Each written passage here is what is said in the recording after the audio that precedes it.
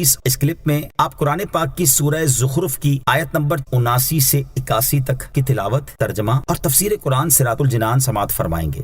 بسم اللہ الرحمن الرحیم۔ ترجمہ، اللہ کے نام سے شروع جو نہایت مہربان رحمت والا ہے۔ ام ابرموا امرا فإنا مبرمون۔ ترجمہ، کیا انہوں نے کام پکا کر لیا ہے تو ہم بھی اپنا کام پکا کرنے والے ہیں۔ ام ابرموا امرا، کیا انہوں نے کام پکا کر لیا ہے، یعنی کیا کفار مکہ نے نبی کریم علیہ الصلوۃ والسلام کے خلاف سازش کرنے اور دھوکے سے انہیں ایذا پہنچانے کا کام پکا کر لیا ہے؟ اور در حقیقت ایسا ہی تھا کہ قریش دار الندوہ میں جمع ہو کر حضور پر نور صلی اللہ تعالی علیہ وسلم کو ایذا پہنچانے کے لیے ہیلے سوچتے تھے۔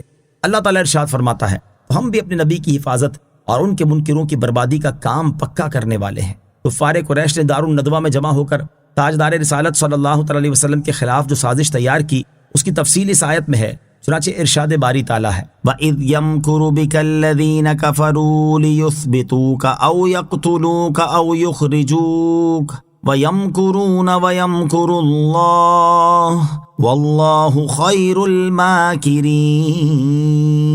ترجمہ، ارے حبیب، یاد کرو جب کافروں نے تمہارے خلاف سازش کی کہ تمہیں باندھ دیں یا تمہیں شہید کر دیں یا تمہیں نکال دیں، اور وہ اپنی سازشیں کر رہے تھے، اور اللہ اپنی خفیہ تدبیر فرما رہا تھا، اور اللہ سب سے بہتر خفیہ تدبیر فرمانے والا ہے۔ ام يحسبون انا لا نسمع سرهم ونجواهم بلا ورسلنا لديهم يكتبون۔ ترجمہ، کیا وہ یہ سمجھتے ہیں کہ ہم ان کی آہستہ بات اور ان کی خفیہ مشاورت نہیں سنتے؟ ہاں، کیوں نہیں، اور ہمارے فرشتے ان کے پاس لکھ رہے ہیں۔ ام یحسبون انا لا نسمع سرهم ونجواهم، کیا وہ یہ سمجھتے ہیں کہ ہم ان کی آہستہ بات اور ان کی خفیہ مشاورت نہیں سنتے؟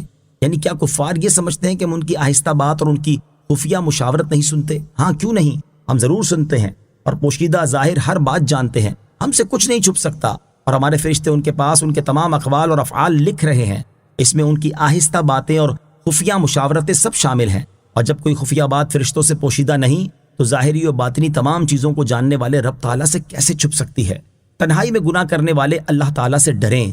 اس آیت میں ان لوگوں کے لیے بھی نصیحت ہے جو لوگوں کے سامنے گناہ کرتے ہوئے تو خوف محسوس کرتے ہیں، لیکن تنہائی میں گناہ کرتے ہوئے اس رب تعالیٰ سے نہیں ڈرتے جو ان کے ظاہر کو بھی جانتا ہے اور ان کے باطن سے بھی خبردار ہے۔ حضرت یحییٰ بن معاذ رحمۃ اللہ تعالی فرماتے ہیں، جس نے لوگوں سے تو اپنے گناہوں کو چھپایا اور اس ذات کے سامنے ظاہر کیا جس سے کوئی خفیہ چیز پوشیدہ نہیں، تو اس نے اپنے نزدیک اس ذات کو دیکھنے والوں میں سب سے ہلکا سمجھا، اور یہ منافقت کی نشانی ہے۔ قل ان كان للرحمن ولد فانا اول العابدين۔ ترجمہ، تم فرماؤ ایک ناممکن بات کو فرض کر کے کہتا ہوں کہ اگر رحمان کے کوئی بیٹا ہوتا تو سب سے پہلے میں اس کی عبادت کرنے والا ہوتا۔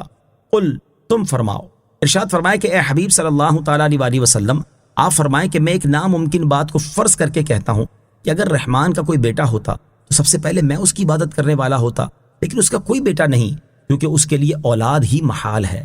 اس آیت کا شان نزول یہ ہے کہ نضر بن حارث نے کہا تھا فرشتے خدا کی بیٹیاں ہیں، اس پر یہ آیت نازل ہوئی۔ جب یہ آیت نازل ہوئی تو نظر کہنے لگا تم دیکھ لو قرآن میں میری تصدیق آ گئی ہے۔ ولید نے اس سے کہا تیری تصدیق نہیں ہوئی، بلکہ اس میں یہ فرمایا گیا ہے کہ رحمان کی اولاد نہیں ہے۔